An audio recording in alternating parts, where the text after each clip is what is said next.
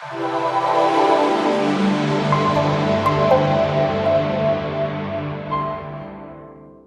morning, everybody. Good to see you. Hi, Rick Brimacomb from Club E here.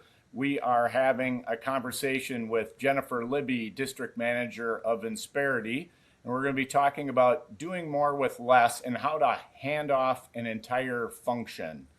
What we have going on with this concept is relevant to you, our Club E audience, in that as you're moving from getting your business up and running, and once things have stabilized a little bit, you're then trying to kind of survive a high growth environment. And what do you need to do to move from point A to point B?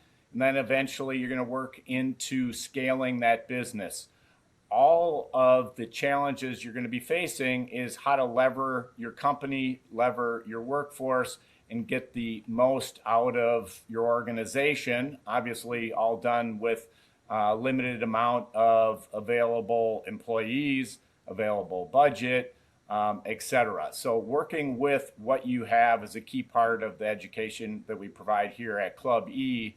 And what owners need to go through is to figure out how you can move an entire function to an outside organization, whether you're moving from moving your accounting to a bookkeeper, or whether you're trying to move your marketing to an agency. And then ultimately, how do you decide which function you can move and which one you can't? And often things like leadership and operations have to stay in-house. Either way, entrepreneurs and business leaders have to go through assessing all these various functions. And so when we get to HR, we have to ask ourselves, hey, can we hand off this entire function? And how to do that, we bring in our resident Club E expert, Jennifer Libby, as I mentioned, district manager at Insperity. So welcome, Jennifer, and let's talk about handing off HR. Thanks, Rick. Good to be here. Appreciate it. So I love how you talk a little bit about assessing the different functions, and I think there are a lot of perceptions that we each have with the different functions. And one with HR is that we have to have that in-house, right? We have to do that. That somehow connotates a higher touch. When in actuality, outsourcing it a little bit is gives you the opportunity for the person who's doing the HR, whether it's the owner, whether it's the office manager, whether it's an HR person, it gives them time to actually focus on the higher touch aspects if they can hand off some of that more administrative work. So tell us a little bit more about that, Jennifer, and then also curious how you got into the business and how your background ties into this. Sure, absolutely. First of all, I think there's a perception, a misperception that if you outsource HR, you want to get rid of your HR people. And that's really not the truth at all. As I mentioned just a minute ago, it actually gives you time to focus on the key aspects of HR where you can actually do things like drive revenue, which is a foreign concept to a lot of people when it comes to HR. A lot of people look at it at a cost center, but it can actually drive revenue when done correctly. So when I was first exposed to what we call a PEO, a professional employment organization, or co-employment, outsourcing HR, I was in the field. I spent 25 years as an HR practitioner at manufacturing organizations, at United Healthcare. And so a good friend of mine, he had actually provided some support for staffing when I had been at two different manufacturers, and had talked me into single sourcing with him because he was so good at it. He came to me in a meeting and said, I want to talk about this new concept called PEO, and we work together, we co-brand, we wrap these things around each other, and this gentleman is a good friend. I mean, we celebrate holidays together and different things like that, and I shut him down. I said, I'm not co-branding with you. Hmm. And as I reflect on that now, being in the field, basically helping businesses, our mission is to help businesses succeed so communities prosper. And we do that by meeting with businesses from 5 to 5,000 employees. But as I do that, I remember how that felt, Rick, Hmm. to sit there and somebody came with this idea and I didn't even listen to him. And he was basically family, and I shut him down. Hmm. And there are a whole host of reasons that people do that, right? Um, the HR function can be a little protective sometimes. They're dealing with a lot of difficult people issues, which tend to be messy and ugly and uncomfortable and have a lot of potential huge legal ramifications. So once they've got things buttoned up in their perception, if there's an implication they're not doing it well, they're not doing it right, or they're losing control, um, that can be really hard. So it's he and I joke about it a lot. And I've been told many times not to share that story, but I think it's a good one. But you did anyway. So tell us a little bit about kind of what the main belief or beliefs that you had that caused you to have that reaction initially, and then what changed in your mind over time that caused you to change your decision.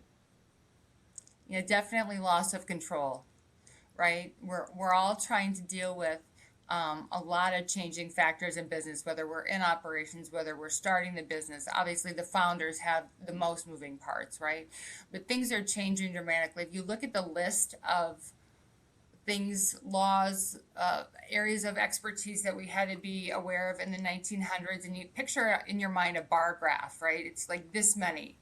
And you fast forward to where we are today, it's this many, right? So you've got, as an HR practitioner or someone who's got the function underneath them, you're trying to figure all that out. And so you feel like you've maybe gotten a grasp on it, right? And then you don't. And so I think that the fear is loss of control. And that's also kind of a misunderstanding with going into outsourcing your HR, that you actually lose control. You don't, you just get advice, you still make the decisions. But going back to that time, I mean, you're as the HR leader in that organization, I was tasked with trying to keep things buttoned up, and somehow asking for help or outsourcing or giving up a little, acquiescing some of that control, that did not feel comfortable. You also have to look at, you talked earlier about how you're trying to do more with less. You're trying to help people do a lot of things with limited functions.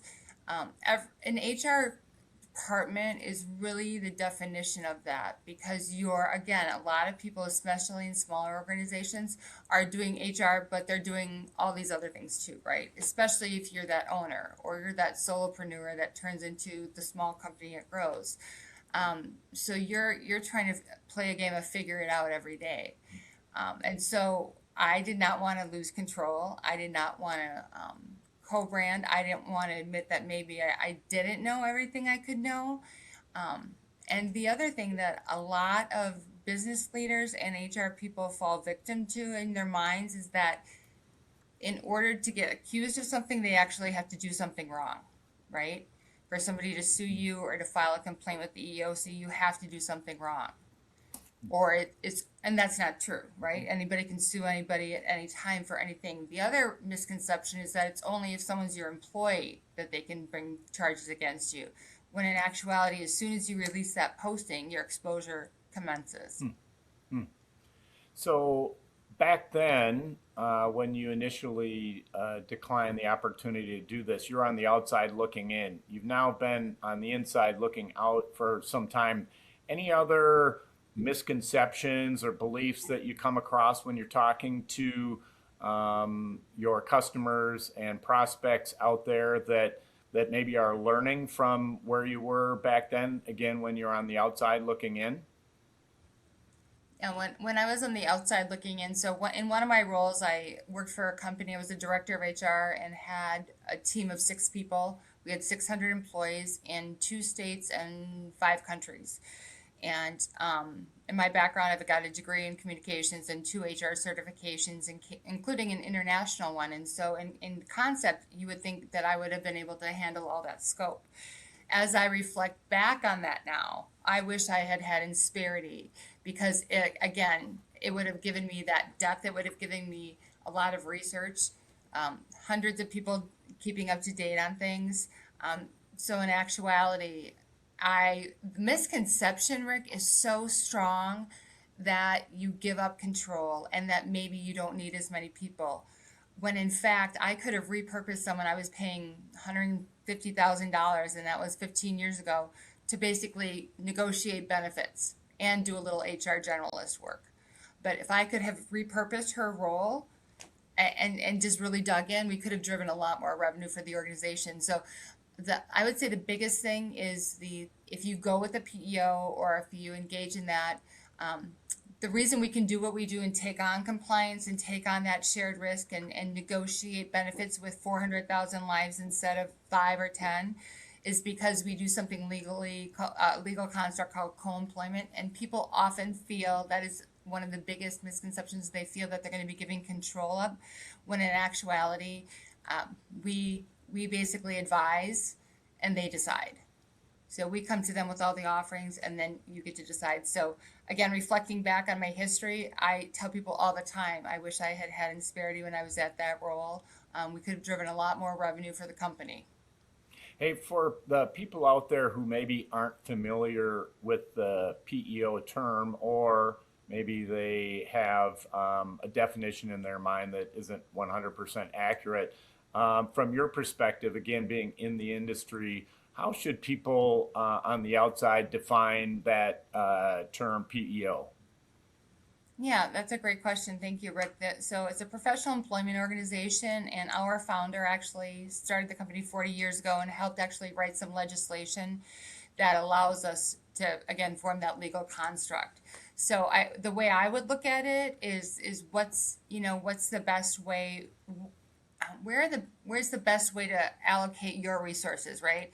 I know you've started a number of companies, Rick. I'm sure you didn't start those companies saying, "Ah, I want to do everything being related to being an employer. I can't wait to deal with all No, that," right? no, no, definitely not. Says nobody ever, right?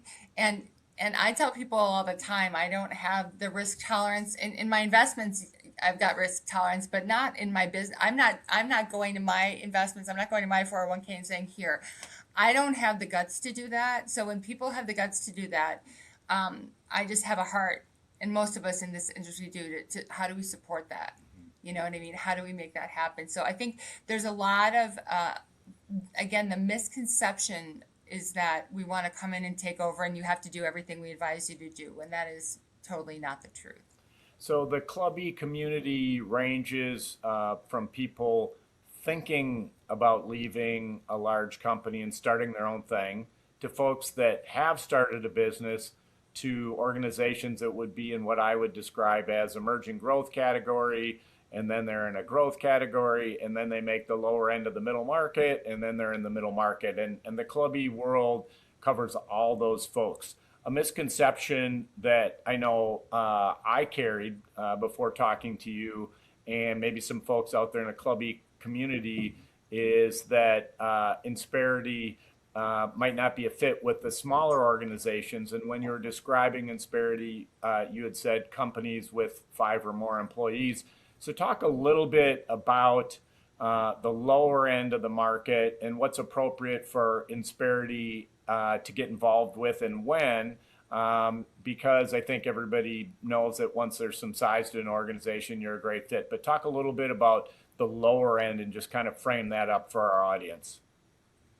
Yeah, I love that question. It's our tagline is we work with companies from 5 to 5,000, and now we work with more, and we talk to people who have fewer than 5. I talk to a lot of people that, I'm just starting, or I've got a couple, and so we have those conversations. We want to talk to anybody who wants to talk about their business. So we have teams of people that meet with multiple employers and multiple companies every week, and sometimes we're not a fit, or sometimes they're looking for a different business. Everybody loves the book The Go Giver, right? That's literally what we want to do. We want to talk about these businesses and share that. But back to your question, I before I was a district manager, I was an advisor. When I left HR and came into this world, I started as an advisor or a salesperson. And so one of my first clients had 5 employees. My other client had 8 employees. My next client had 12. Now, one of the 8% left, and the 12 and the 5% are now up around the 30, 35 employee mark. So our actual average size client in Minnesota, reckon again, we're across the nation, but Sure. in Minnesota, our average client size is 22 people. Wow. All right. So there's a misunderstanding that you're too small, and then sometimes people think you're too big, but we have different models. People at different size need different things, right? Sure. And so the industry has recognized it. We've recognized it. We hire people from all different walks of life. I have an HR background. Other people don't. Some people have owned their own companies, but the questions are the same, right? How can I take care of this problem I have? There's always a people solution to a problem. How can I take care of this in a good way and give to my employees, but let me focus on why I started this business? Sure. Absolutely. Absolutely. You want to focus your time and energy on the things that are creating the most value for you. And sometimes that's not HR, and that's why they need to talk to you. Hey, speaking of that, talk a little bit about the process of what handing HR off actually looks like. Who's it best for, and what does the owner keep and then turn over? So how's it all work? Yeah, so one of the things that I love about what we do is that people when they come on, they're excited, and most people want to do it all, right? We want to be compliant, we want to do different things, and so we prioritize that list. And as much time as they can give us to help transition some of those things, that's how quickly we can move, Rick. Okay. So oftentimes what happens is it always starts with the payroll, right? We start with the payroll. A lot of times people want to make sure they're compliant with their handbooks and the job descriptions and different kind of basic building blocks, the block and tackle of it, if you will.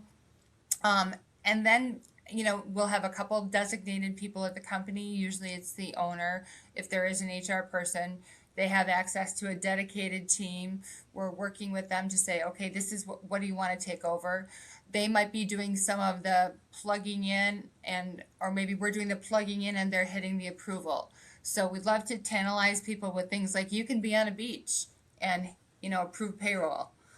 That's pretty appealing to some of us. And so different things like that. And then we meet with them, and again, we prioritize. So for example, we've got a learning management system with all types, literally thousands of training modules to help with compliance, to maybe get industry specific. Now, as an HR director, if you had handed that to me and said, here you go, put it together, develop career tracks, I would have been like, okay, let me put that over here because I've got to deal with this crisis. We sit down with you, we prioritize, we develop those tracks. So basically, if you've got a question, Rick, you're starting a new company, you've got some employee, you've got a question, you call us. You don't have to Google it anymore. We get back to you, we say, what's your decision? We help you implement it.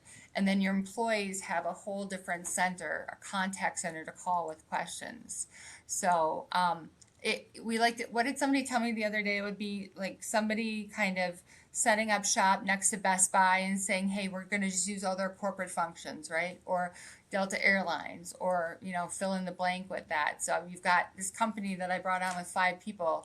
He and his team had access to Fortune 500 level benefits. They had 5 people, and we offered them 7 different medical plans. So it's really kind of trying to ascertain what's important to that business leader, what's burning right now, or what's on fire, or what are we worrying that's going to start, or just what's in that person's heart. They want business owners often get, I think, a bad reputation in terms of they don't want to necessarily, they just kind of want to get done with the people thing. That's not it. They care about their people. They just need to get on to other things so they can continue to give those people jobs. So I've kind of meandered off the original question there, but it basically, we go through a prioritization process, and then a lot of times we'll kind of get through that initial glut, if you will, of that implementation, and then people say, hey, I've been thinking more about these engagement surveys. Can we talk about that? Or I wanted to put together a succession plan. Can you help, meet with my key leaders and look at their strengths and weaknesses and then come up with a recommendation? Another thing that's super fun for us to do is that with a new company, you have some ideas a lot of times, but do you sit down and bring in a consultant to determine your mission, vision, values? We'll do that with companies. So we really believe in meeting companies where they're at. So I'm imagining, and if we go back to the start of this conversation and how you got into the industry and when you're on the outside looking in, a little skeptical, I'm imagining most business owners go through that same process, that they maybe start with skepticism and then move towards some level of either relief or comfort or maybe calmness, I'm imagining. But talk a little bit about kind of the emotional journey that an owner goes through. Yeah, I love that question. The emotional journey, it ranges. I mean, think of the last time you walked into a retail setting, right? Somebody comes up to you and what do you say? What do Can I I help say? you? And Huh? yeah, I say, can I help you? And you say, Yeah, I'm looking for X. yeah, or oh, I'm just looking, or no, I'm good, thanks. We live in the land of politeness in Minnesota, right? In the Midwest in general. No, I'm good, thanks. I've got it covered. And so how do we dig through that and really do they have it covered?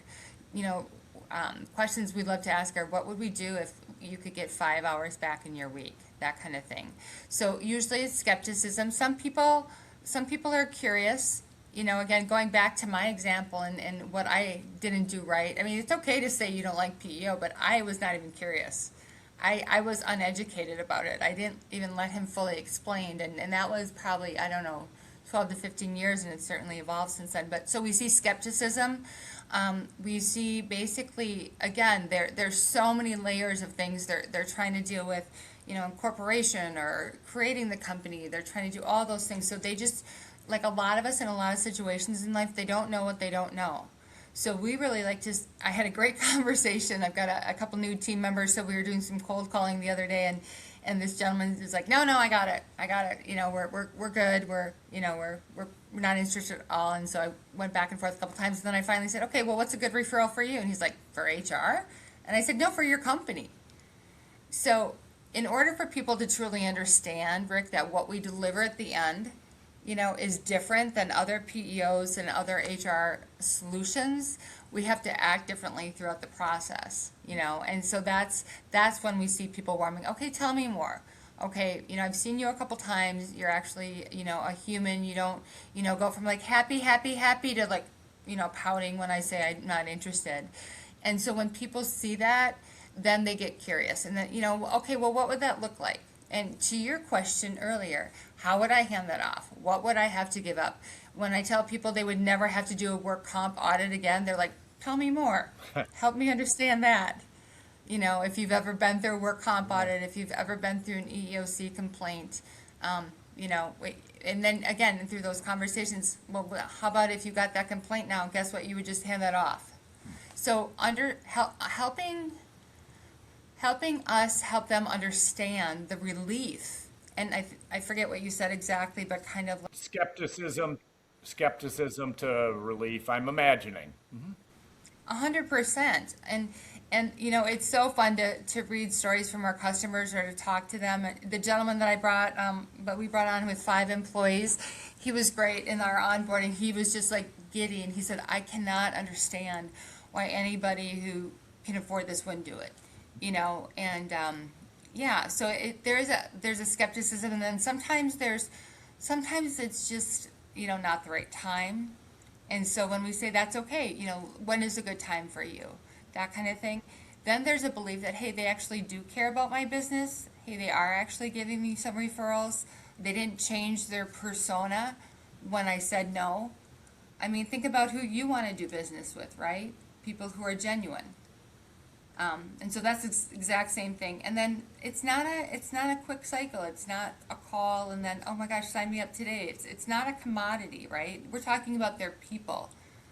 And these are people that they care about. Some of them have the same last name. They've been through life cycles with these people. And so when we say that we can give them access to better benefits, it's amazing.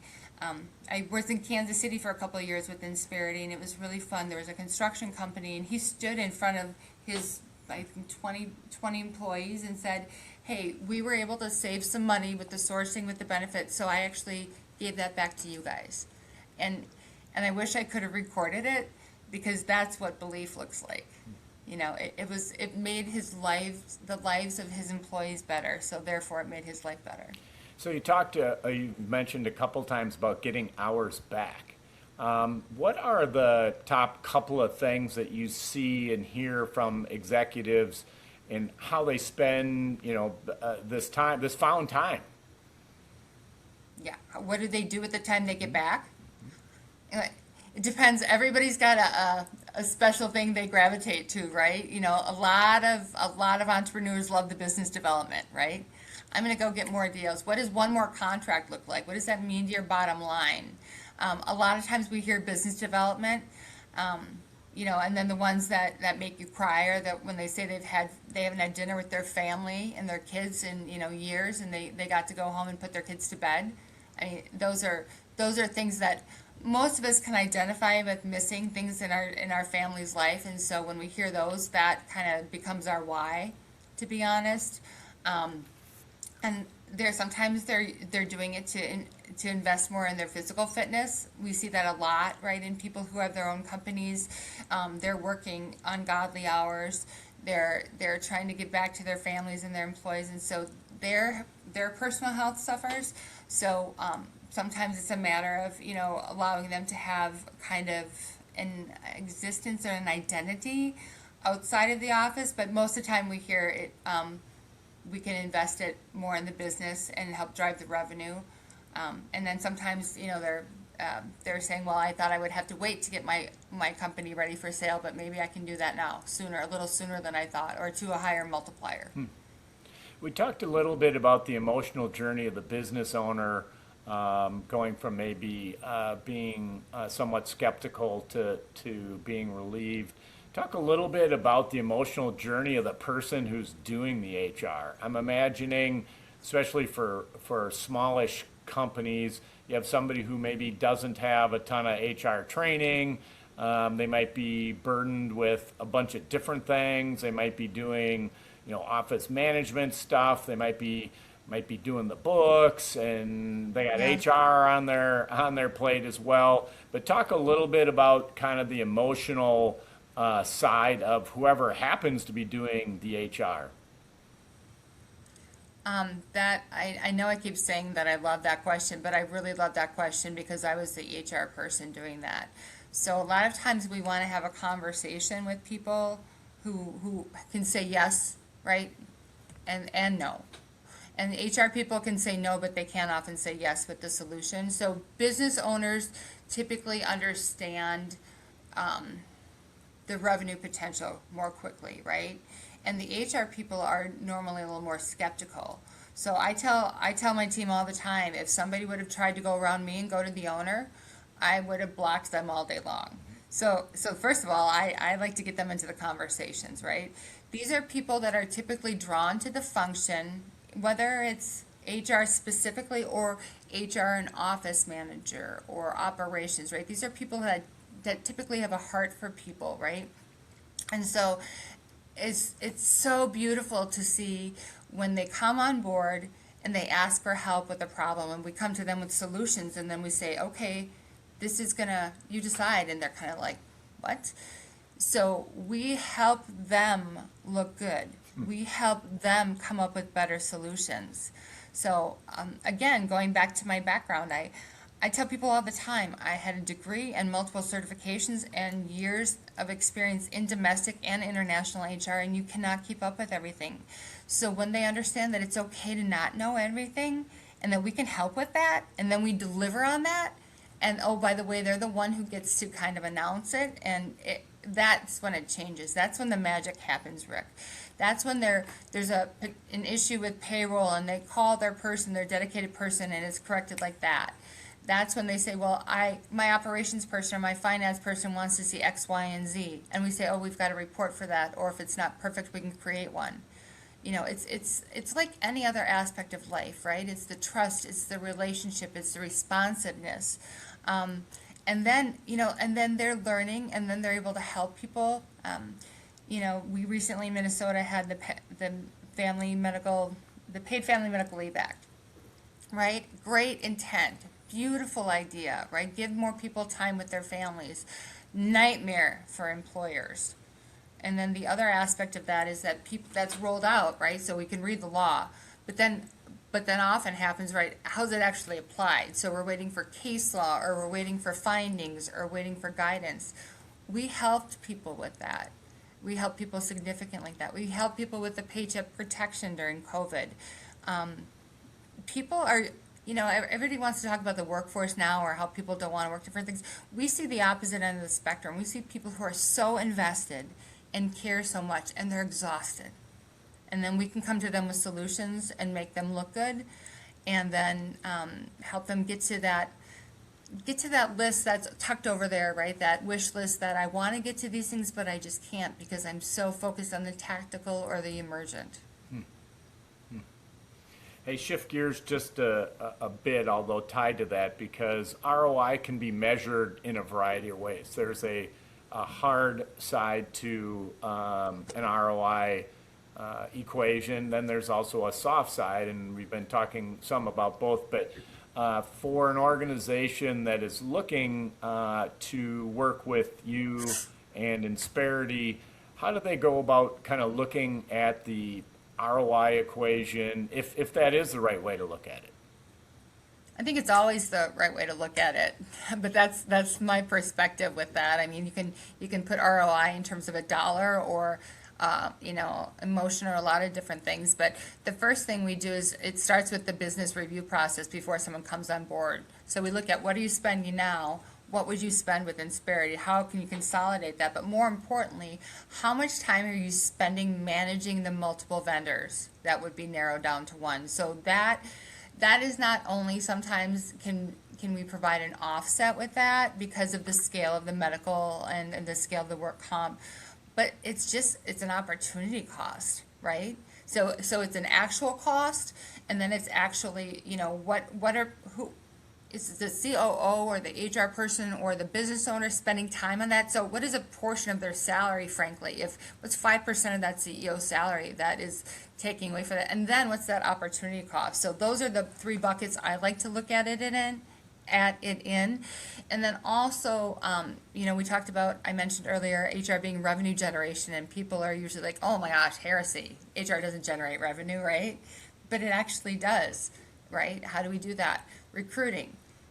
Helping someone hire the right person the first time, Rick, and avoid that costly turnover. I mean, the amount of turnover cost, if you quantify that, that's well documented, and there are a lot of metrics around that. What about the pain and the cost of that? I asked somebody yesterday, a business owner, would you enthusiastically rehire everybody who works for you? Yeah. And you're smiling, so I'm guessing in some point in your career the answer's been no, right? Absolutely, 100%. Yeah. So what did that cost you, right? In terms of opportunity cost for your time and different things like that. The other thing is training and development, right? Everybody wants to talk about, okay, well, that's just general, but it's so critical to making sure your people have the knowledge and skills to do their job. What about performance management, right? I'm sharing all the stories I've been told not to tell and all the mistakes I've made. I have some done things right sometimes, but I was at a company and we had somebody give his notice, and he was leaving to take an engineering job. And we said, well, no, you're going to be promoted here when Mike gets promoted. And he said, I didn't know that. Mm-hmm. We never told him, Rick. We had this plan, but we never shared it with him because it was too confidential, right? But all those different things. So those are the ways we can help, generate revenue. Then what about cost containment? The elephant in the room is always medical, right? So what are we doing to work around that? Workers' comp. What are we doing to do preventative maintenance, right? Or confined space programs, all of that. And then it goes into basically the things you have to do as an employer. And we'd like to talk about it as mitigating your risk to the lowest possible level, because you can't get rid of all the risk, right? You open up a company, boom, you can be sued, all those different things. But so if you look at that, how much more revenue can I generate? That's an easy bucket for ROI. There's a lot of documentation around that. Another one that people don't talk about a lot is just engagement scores. In terms of people do climate surveys and different things like that. And it's very well documented and very well supported with research that the more engaged your employees are, the more discretionary effort they're giving, and that's making you more money. It's keeping them there longer, it's retaining them, and so it's a snowball effect in a very, very good way. So just again, Google how much more revenue do you make every percentage point that engagement survey goes up. It's absolutely huge, absolutely huge. So that's, again, to your point, well, I think this was your point earlier. There's a lot of soft side of HR, but we're getting a lot better at the metrics. And if you really look at that driving revenue, it's exponential, Rick. So we covered a lot of ground here, Jennifer. Did we miss anything? Is there anything you'd like to share with the Clubby audience that maybe we haven't gotten to today?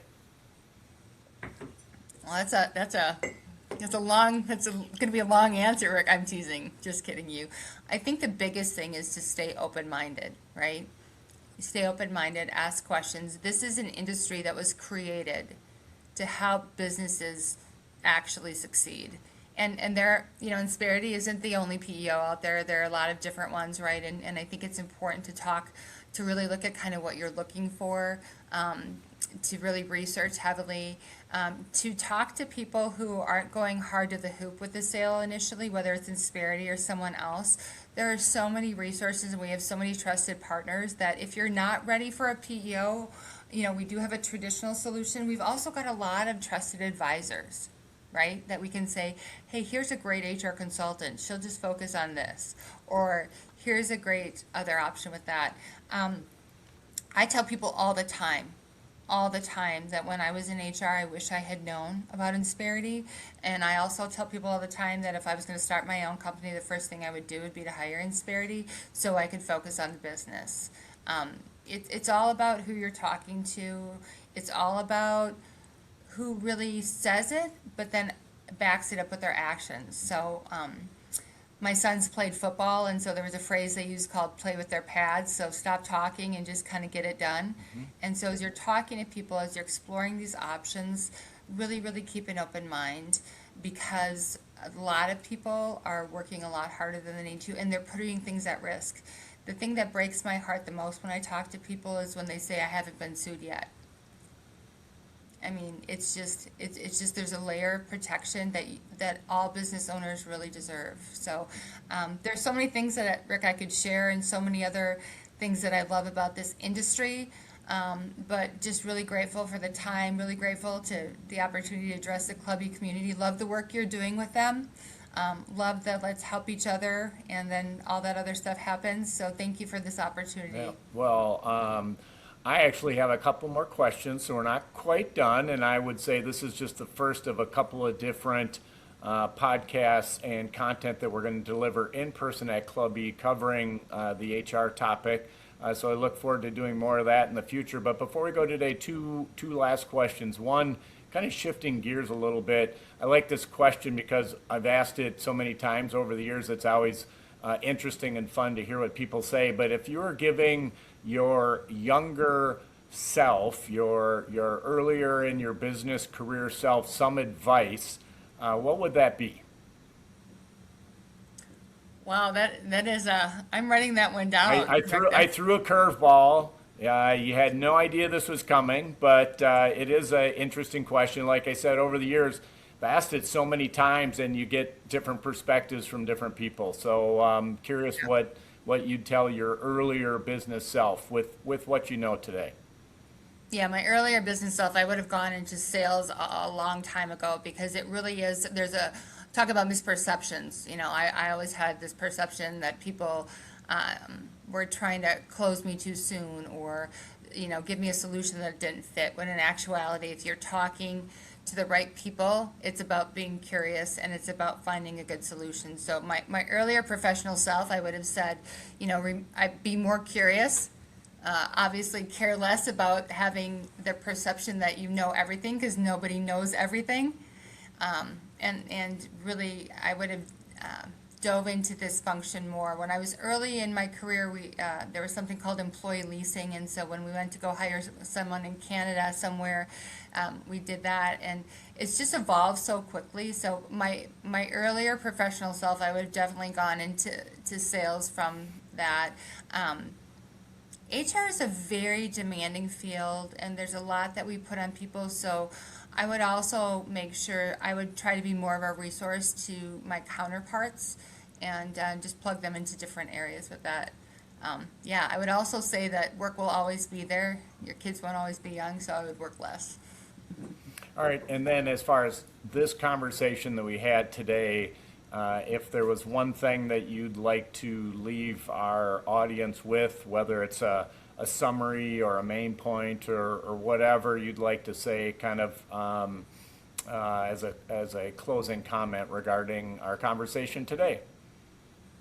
Yeah, I would really encourage everybody to have a conversation and be curious, in terms of their HR strategy, their people strategy. It's not just a separate bucket. It's not HR, finance, marketing, manufacturing. HR is really that umbrella.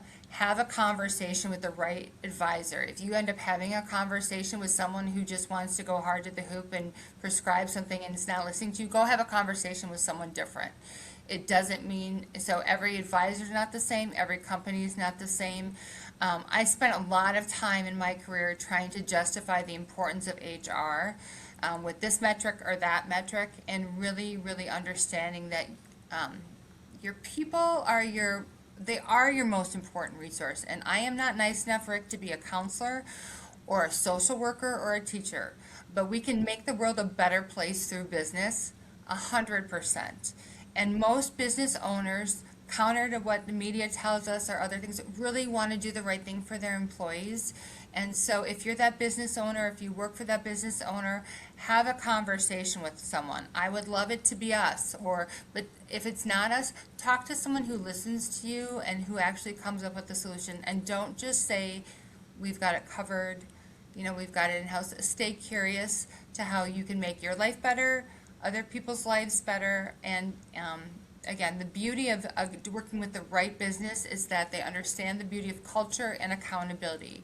So we want to work with companies that like their people and like to be profitable. They are not mutually exclusive.